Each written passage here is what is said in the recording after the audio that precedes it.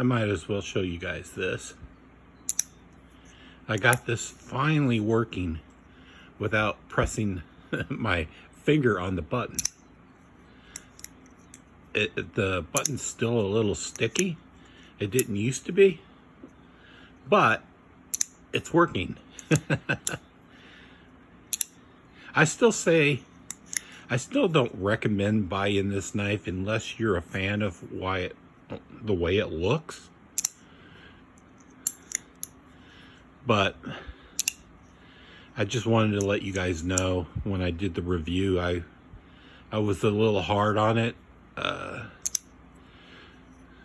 Only maybe 3 weeks later, I got it to be a flipper. The only way I could flip it was put my finger on the flipper and rest my thumb on the button, and it would flip out.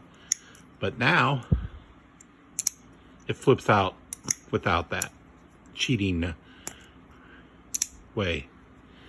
It still hurts the fucking finger. If you can see, the finger is a little red.